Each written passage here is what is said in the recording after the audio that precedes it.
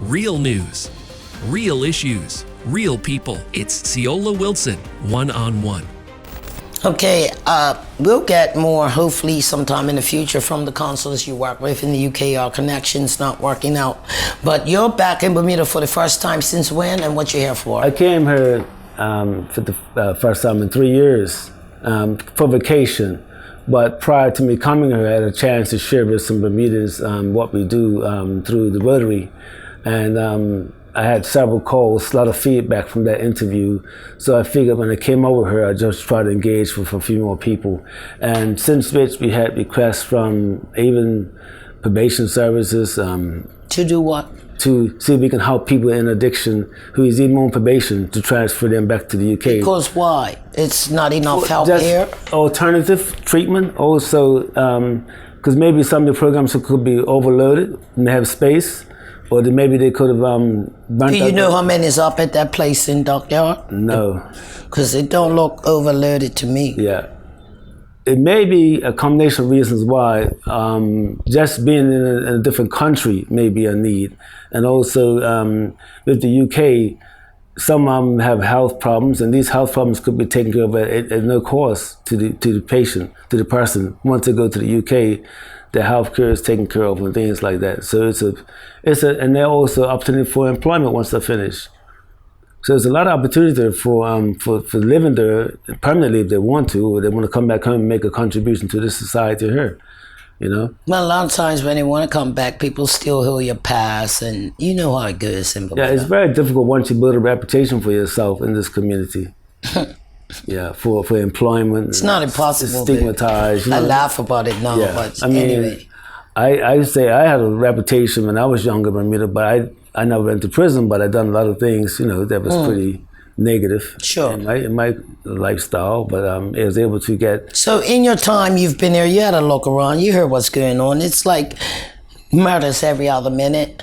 I keep hearing my government say it's a community problem when it's only black boys killing black boys, so I don't know which community the government's talking about. And I don't say that disrespectfully or with a wish that they will start shooting other people, but no disrespect. I don't see no white women burying their sons. Not because of gun murder. I don't see no Portuguese women burying their sons. Okay? And a lot of these boys didn't even graduate. They're in a culture. You've seen the vibe. Some do drugs. There's some are selling drugs. They're protecting the turf that they don't even earn the property. So what's your take on where we've come? Because we watched this happen, This thing didn't just come out of nowhere. You say what? Oh, from what I've seen, they have Leroy Bean is out there doing a lot of work in the community. Yeah, but what is he doing? More related to... yeah, we keep hearing, and that's another story. Reduction, sure. Crime, murder reduction, and all that kind of stuff. And no diss to Pastor Bean, but I saw him in a week interview with this boy Don Burgess on Bar News with Michael Weeks. I saw Michael Weeks, the newly appointed number 3 minister down St. David's, when they found that brother on the shoreline. And Michael Weeks looked shook. Yeah. Okay, is now minister number 33. Mm-hmm. And yes, it's a community problem that needs to be addressed collectively, but it's a black community issue, and I don't hear the plan. Because realistically, right, this government, PLP, has been in charge or in administrative power for at least 20-something years, out of the past 20-something years, for 18. Okay, started way back in 98 with Dame Jennifer, who laughed and said, well, it's only 4%. What's it now? Now, here comes this new administration. The first administration didn't have a plan. In my personal opinion, from what I've seen professionally, this new administration don't have a plan. Talk. Well, you say what? And I don't mean to bring the political, but everything is political. Well, I feel... We have a National Drug Commission that gets paid. I don't know what they're doing. Yeah. It's kind of saddening, but a lot of politics is I would say, just politics, unfortunately. A lot of politics are genuine. I can't judge to say they're not giving 100% because they could be in their own way giving 100%. But I just feel that it's politics is in some ways, a lot of times they talk more politics when they're getting ready to be elected. Once they get elected, then See you later. things change. We had a million reports. Make a lot of promises. The reports sit on the shelf. Yeah, and they had a lot of research in Bermuda over the years. We keep saying education is key. They pay all these experts to come here and give research and do lectures. Well, they just had a big thing up nationals with some guy from America. Okay, fine. I want to hear from us. Yeah, This is our problem. It's going to take us to get it. But bourgeois don't want street. Yeah, it's unfortunate. I don't have no diss against Pastor Leroy Bean. I knew he got contracted. His contract was extended. It was 6 digits. Over X years, you're cruising $500,000. You haven't put a dent in the murders. And it's not up to one man, right? But he's now served under 3 ministers. I haven't heard nobody ask, what's he doing? Who's he accountable to? What's the plan? No disrespect, as a pastor, you want to pray, so you're going to wait for Jesus. That's it? I don't know. I know in Baltimore, and I was living there, crime was really heavy. Yeah, we saw The Wire. They had that big show, The Wire. Massive call, and they have, I don't know if they do the embassy here. But what? They turn in the guns, and they get paid so much money for turning in guns. But they can turn in guns without being penalized for it. Okay. And they get money in return. Man, okay, That's not one way everybody's of going to do encouraging that. They're turning, and every time they do, they get a few rifles, broken down crap. These guys ain't giving up their guns. I'm wondering. It's just a cold generation of people that we're dealing with very little emotions for a brother or a sister that they would kill somebody with no feeling behind it.